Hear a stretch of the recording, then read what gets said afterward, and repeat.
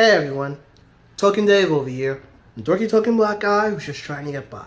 And welcome back to Martial Arts Mayhem, where I predominantly talk about martial arts related content within entertainment for the month of May. When was the last time I spoke about a movie with a black martial artist as the lead? Last Dragon?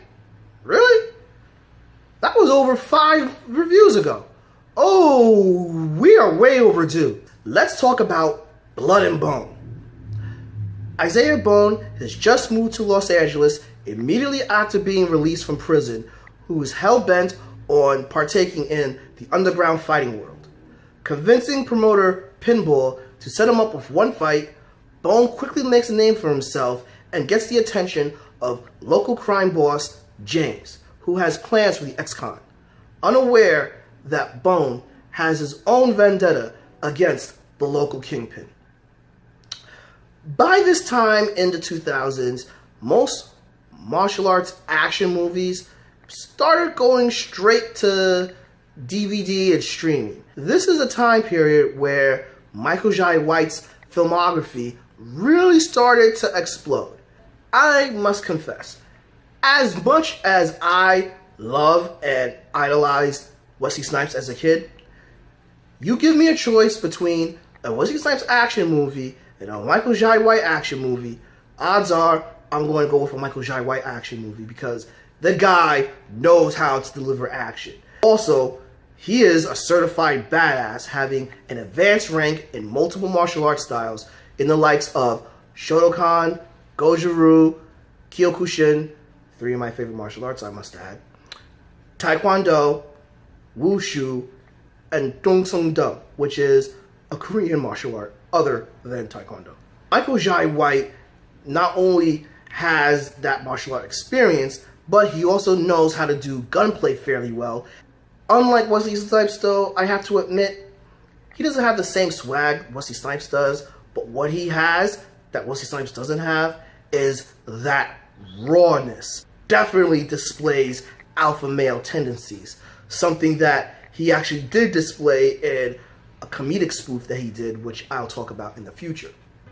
With this being my first Michael Jai White review, I'm starting off on a high note because this is one of his better films. It is known for having a very interesting who's who in martial arts, MMA, and pro wrestling. We have the late Kimbo Slice, former UFC hard hitter, who has a cameo as a prison thug. Also, we have Gina Carano, MMA superstar from what I'm aware of. I can't say that I know much about her. My experiences with Gina are in a couple of the movies she's been in, like Fast and Furious 6, Deadpool, and Kickboxing Vengeance. That's where I predominantly know her. We also have former WWE wrestler and WCW wrestler Ernest Miller, aka The Cat, having an awesome cameo role in this as well too. So we got a movie filled with fighters and bodybuilders and wrestlers. But we also have a couple of decent actors in this movie. One is Dante Basco, who plays Pinball. Dante is actually known for playing Rufio in the movie Hook, and as well as a dancer in a couple of Michael Jackson videos.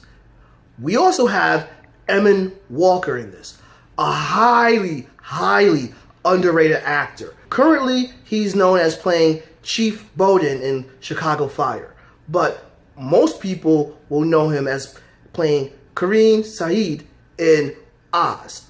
Iman plays James, the local crime lord, and damn, this guy is so intimidating, yet so prim and proper, but you actually see a huge range of motion with this character. He goes from cool, calm, and collective to slightly unhinged, slightly unstable, and dangerous all the way out.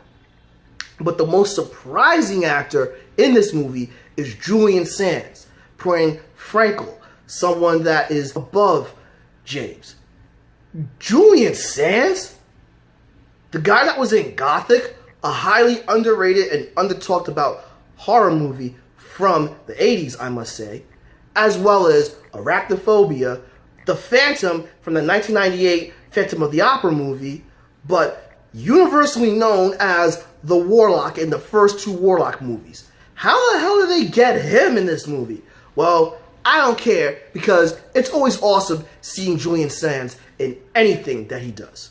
The plot of this movie is fairly simple, but it's not the direction you're going in.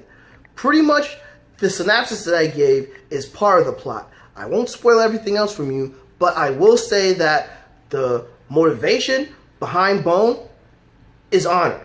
Something that you don't really see displayed in movies anymore, let alone in real life. Another thing that I enjoyed seeing is Michael Jai White's interaction with some of the other characters. As he first moves into his new place in Los Angeles, you see him in a home housing a woman that watches kids and has your neighborhood old man always playing chess or reading the news and talking about something. Michael Jai White's interaction with them is really heartwarming. He has this very dangerous, rough exterior, yet at the same time, he is approachable, despite being the man of few words that he is. His interaction with Pinball is pretty hilarious. Pinball is the Weasley promoter, wannabe baller. Their give and take is fairly entertaining. The fight scenes in this movie are so awesome, yet they're also gritty. One thing I love about Michael Jai White when he does an action movie, besides his technique, he doesn't try to be overtly flashy. He does have flashy moves sprinkled out for our entertainment, but if you really look at him, he does great things with combinations, but also make sure that you know when someone gets hit, they get hit, and it's painful. And you really see that in his underground fights, and as well as you see that when he gets ganged up on in the opening prison scene and in a couple of scenes within this movie. The final mano-a-mano, hand-to-hand combat fight scene with Michael Jai White and another fighter is simply freaking awesome. And one thing that I always love is you see one person dressed up in a suit fighting against someone else that is not dressed in a suit as well too. I always love that aesthetic. So we have an awesome martial artist leading this movie.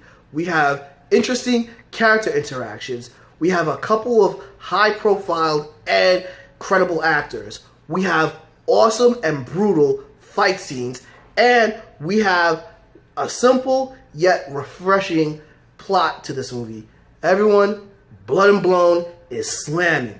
You should definitely check this out, especially if you're a Michael Jai White fan, because this is clearly one of his best movies. Agree? Disagree? Please drop me a comment below, give me a like, follow me on Facebook at Token Dave, or on Twitter at Token Dave 80, subscribe, and ring that bell so you know when a new video loads. But until then, this has been Token Dave, dorky token black guy who's just trying to get by. I'll catch all of you